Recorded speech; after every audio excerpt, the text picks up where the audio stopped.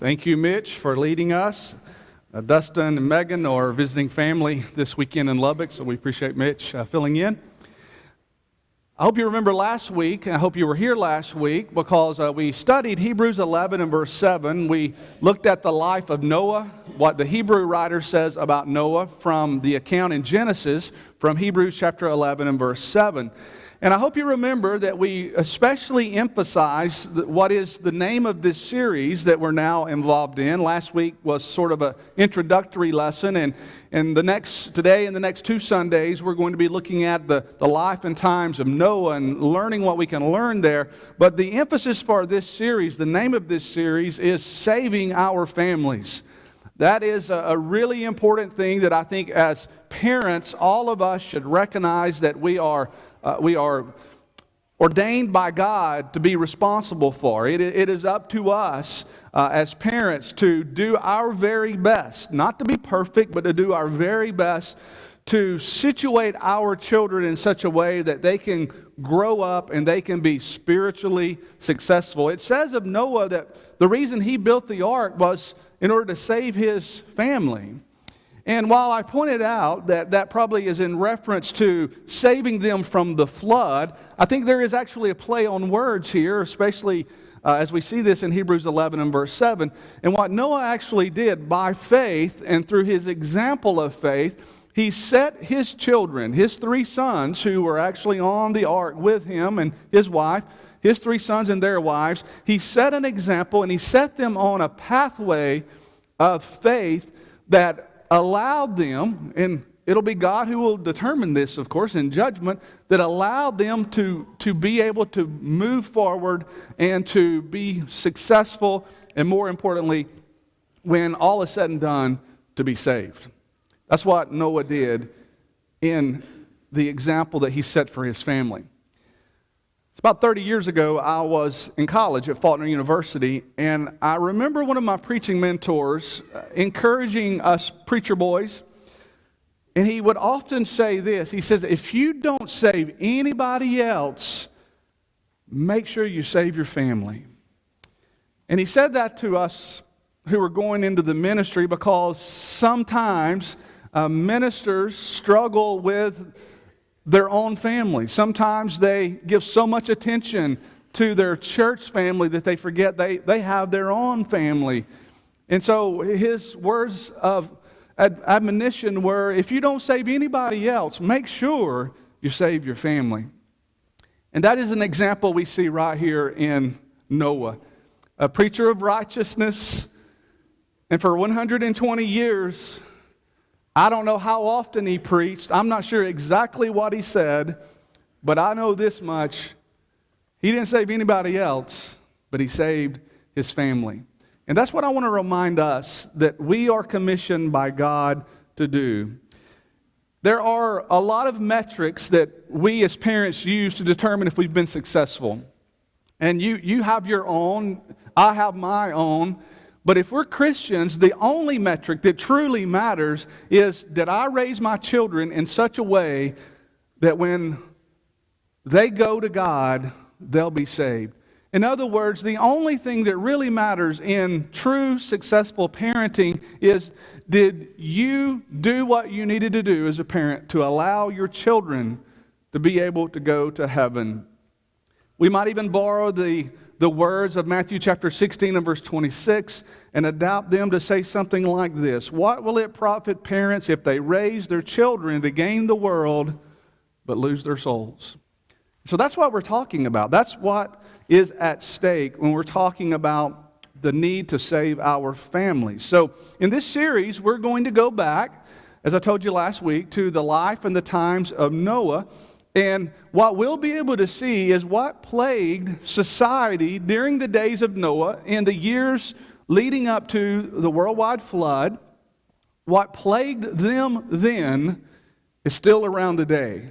You'll be able to relate to this. This is very relevant information. Scholars estimate that there were about 1,650 years between the time of Adam and Eve to the flood. 1,650 years. I know that sounds like an awful long time to us, but in 1,650 years, have you ever asked yourself this question?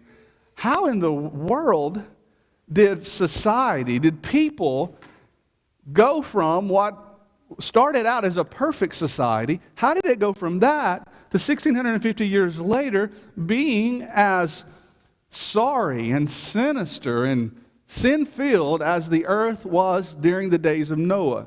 Like the account that we read about in Genesis chapter 6. How did that happen?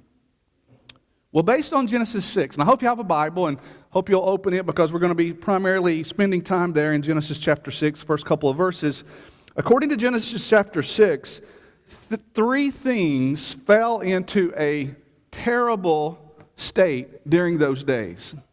And these are the three things we're going to talk about today and then in the next 2 Sundays. Those three things that fell into such a terrible state were marriages, mentors, and minds.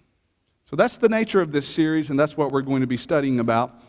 And today we're going to notice how marriages got off track and began to adversely affect society in those days. I want to say before I launch into this lesson that I don't want to say anything today about marriage that might make some who are in a less than ideal marital situation feel bad. That is not my goal at all. I'm not trying to pile on, in other words. I'm not trying to, for those who are struggling in marriage, I'm not trying to make you feel even worse.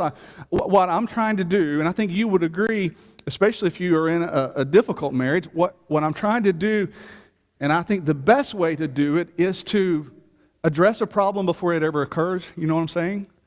And to say to parents who are raising children, these are things that we need to be aware of, and these are things that we need to remind ourselves, but also our children, so that we can fix a problem before it ever happens. If divorce is a real issue in our world today, and even in the church today, and it is, I think the best thing we can do is to try to prevent divorces. Do you not agree? And so therefore, the information today is really to encourage us to think about how we can prevent a problem in marriage before it ever occurs. So, let's take a look at what it says about marriage here in the first couple of verses in Genesis chapter 6. Remember, these are the times of Noah in the years leading up to when the flood is going to occur. And this is the state of the world that God looks down from heaven on and says, this is what's happening. And so this is the record that Moses would later give to this, inspired of God. It says, now it came to pass, Genesis 6, verse 1, when men began to multiply on the face of the earth, and daughters were born to them, that the sons of God saw the daughters of men, that they were beautiful. And they took wives for themselves of all whom they chose. This is the inspired record of what was going on in those days, and this is the reference to what was happening to the state of marriage in those days. Now, I would like to suggest something to you, something maybe you never thought about when it comes to this record in Genesis chapter 6. I believe the best way to understand, especially what these first couple of verses are actually saying in Genesis chapter 6, is to know what's going on in Genesis chapters 4 and 5.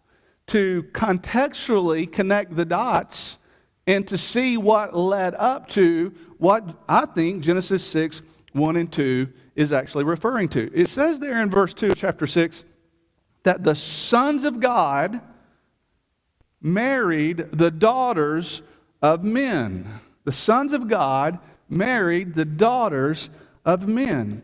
Now, I'll tell you, there is a theory that is advanced by some that suggests this should be understood to mean that the sons of God refer to angels, and that the daughters of men refer to humans, and that their cohabitation, so-called cohabitation, actually started the race of the Nephilim, or the giants, that you read about in verse 4.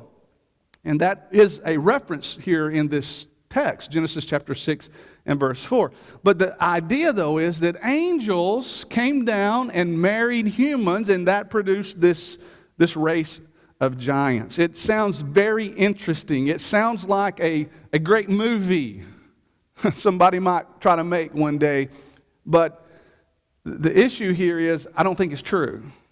And the reason I don't think it's true is because of what Jesus actually said about angels in the New Testament. Jesus said in Matthew chapter 22 and verse 30 that angels don't marry. Angels don't marry. He infers that they are sexless beings, although we usually see them in Scripture being described with masculine terms. It seems, based on what Jesus says about them, Matthew 22:30, they don't marry. So that would, I think, answer if that issue in Genesis 6 is true or not. So if that's not true, angels marrying humans, what is the alternative? Well, the better answer, I think, is to go and see what the text says, especially leading up to that in chapters 4 and 5. And what I would say to you is the sons of God actually refer to those who are righteous. The daughters of men are referring to those who were unrighteous. And I think it's interesting when you look at the descendants of Seth, that they seem to fit the description of the sons of God. And when you go to chapter 4 and look at the descendants of Cain, they match up better with the daughters of men. If you analyze those two genealogies, for the most part, you'll see that Seth's descendants are righteous and Cain's descendants are unrighteous. No doubt there are some exceptions to that. For instance, tradition suggests that Noah's wife was actually Naamah. She's mentioned in Genesis 4 and verse 22 as being the sister of Tubal-Cain, and of course coming from the lineage of Cain. But also on the other side, on Seth's side, many speculate that Noah's grandfather, Methuselah, that we all know so well for his old age, many believe that he died outside of the safety of the ark, actually the year of the flood. So, of course, there might be some exceptions here, but for the most part, the lineage of Seth, the sons of God, the lineage of Cain, the daughters of men. And so what happened is righteous people who followed after God started marrying unrighteous people who didn't follow after God. And not only, I think, does that suggest what happens here in Genesis chapter 4, 5, and 6, but it's also, unfortunately, a theme of Scripture, especially in the Old Testament. Let's take just a moment to develop that, if you don't mind. You remember when God is giving the instructions about going in and possessing the Canaan land? Do you remember one of the things He warned them about? He warned them about going in and marrying the heathen nations. He warned about this very thing, about their children marrying with pagan people. In Ezra, the 9th chapter, the very idea of Israel's leaders marrying foreign wives was front and center in the need for their repentance. Listen to this, Ezra 9 verse 2. It says, "For they have taken some of their daughters," referring to the Canaanites, "as wives for themselves and their sons, so that holy seed is mixed with the peoples of those lands. Indeed, the hands of the leaders and rulers have been foremost in this trespass." And Ezra goes on to say, "When I heard this thing, I tore my garment and my robe, and I plucked out some of my hair from my head and from my beard, and I sat down astonished." It's an interesting commentary on Ezra's reaction to how this had happened in Israel. Why? Because they had been warned about this, and they knew better in this regard.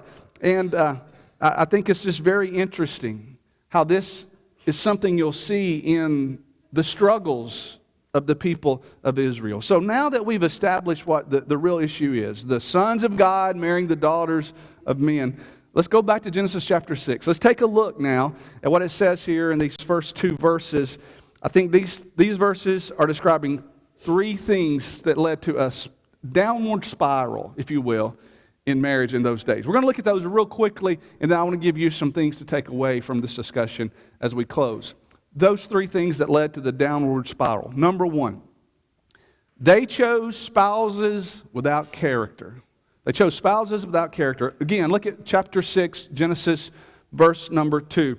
It says, the sons of God saw the daughters of men were attractive. The word attractive here means just what you think it means. It means that they saw, in those days, women who were beautiful. The kind of physical beauty that appeals to a man's sensuous nature. That is what they were looking for in women and in spouses in those days. And let me mention that the problem was not that they chose wives who were beautiful. That's not the problem. The problem is they chose wives only because they were beautiful. And so you can see that they were looking for a spouse with one thing, beauty, and obviously that would eliminate, in most cases, according to the context here, character. They weren't looking for character, they were simply looking for beauty. Ideally, a man might find both, but character really matters. The second thing, they chose spouses also without consideration. In the latter part of verse 2, it says, they took wives for themselves of all whom they chose. Now, I think this last phrase refers to two things that were happening, and so that's going to be this point and the next point. So this means they took wives without consideration and without advice. The NIV here says they married any of them that they chose. In other words, they did not choose with consideration. Imagine that. One of the most important choices you'll ever make in your life. I want to come back to this a little bit later. And they didn't even consider it. They made these choices without consideration or advice. And that leads to the third thing. They chose spouses without consent. They chose without seeking advice. Now, I'll ask you this. Who was giving advice in those days about marriage?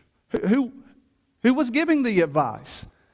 I don't know who was giving the advice. It seems like nobody was giving the advice. It seems like that the society had corrupted themselves. They had gone down this downward spiral to the point that nobody was giving advice about this. And I'll tell you the advice that they certainly were not considering. Go back a few pages in your Bible to Genesis chapter 2 and look at verses 23 and 24. This is the record of creation, and this is the first statement that the Bible makes about marriage. It says that Adam said in verse 23 concerning the woman that God gave to her, or to him, he says, this is now bone of my bones and flesh of my flesh. She shall be called woman because she was taken out of man. And then this is the record, the inspired record about marriage. From the earliest times, Genesis 2 and verse 24, therefore shall a man leave his father and mother and be joined to his wife, and they shall become one flesh. Where were the people in those days saying, if you're going to marry somebody, you need to remember what God said about it? They weren't around. Go over a couple more pages to chapter 4. I told you can find a lot of this in chapters 4 and 5. We'll see more of this in the next couple of weeks. But look at chapter 4 and the record beginning in verse 17.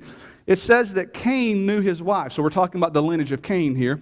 Cain knew his wife, and it says she conceived and bore Enoch, and he built a city and called the name of the city after the name of his son Enoch. To Enoch was born Irad, and Irad begot Mehujael, and Mehujael begot Methushael, and Methushael begot Lamech. Verse 19 says, then Lamech took for himself 2 wives. Lamech took for himself 2 wives. The name of one was Ada, and the name of the other, or the second, was Zillah.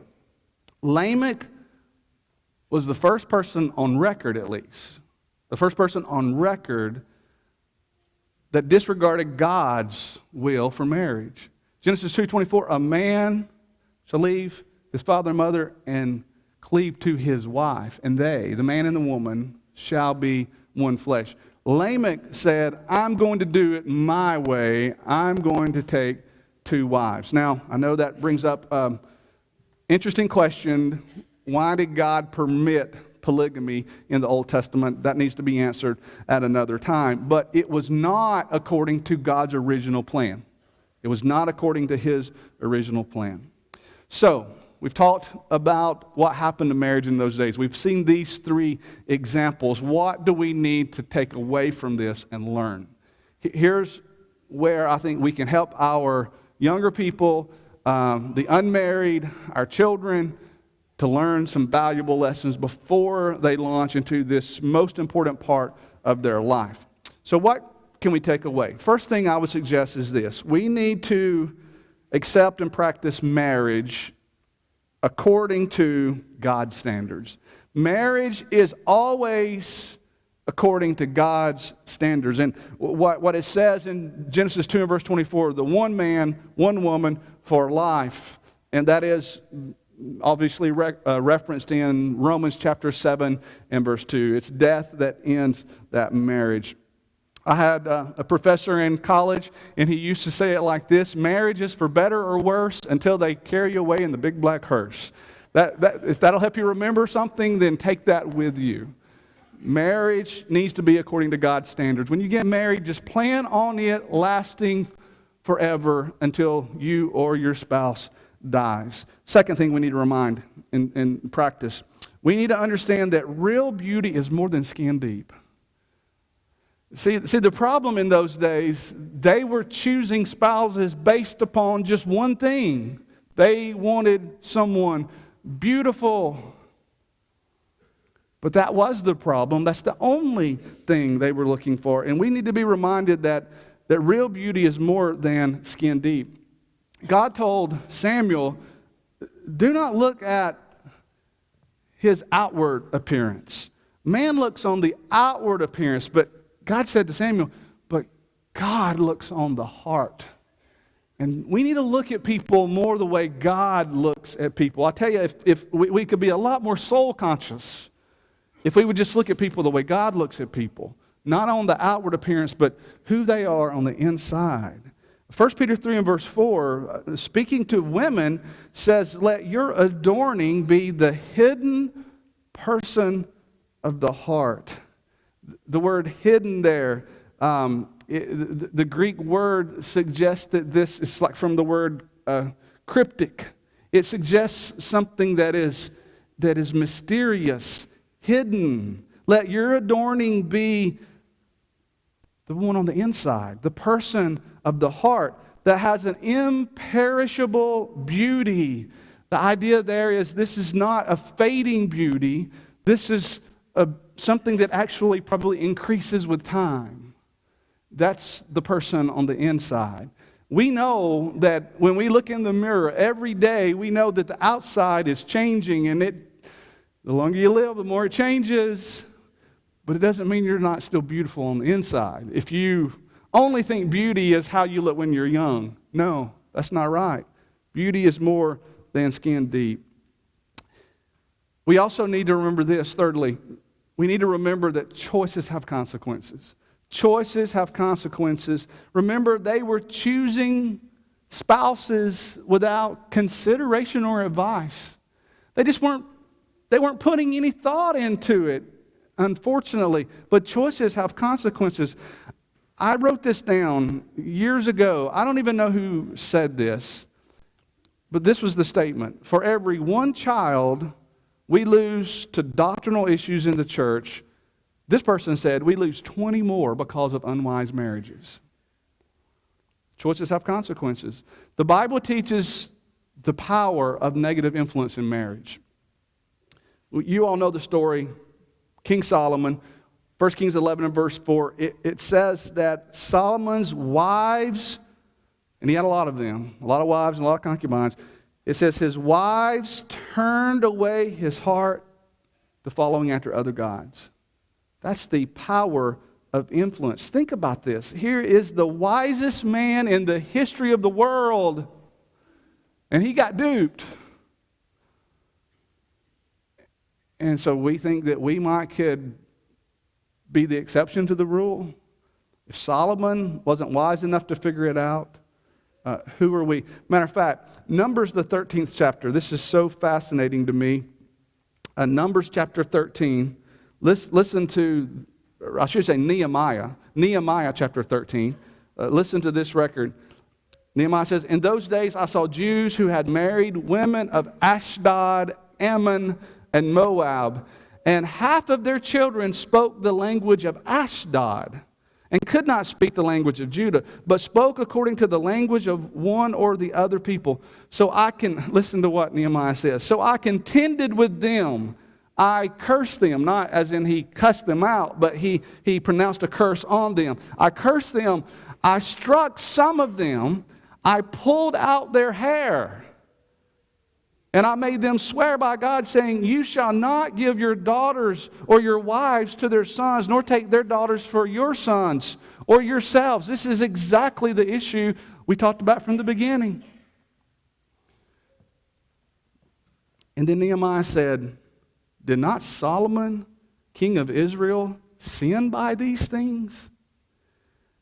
Yet among the nations there was no king like him, who was beloved of his God, and God made him king over all Israel. Nevertheless, the pagan women even caused him to sin."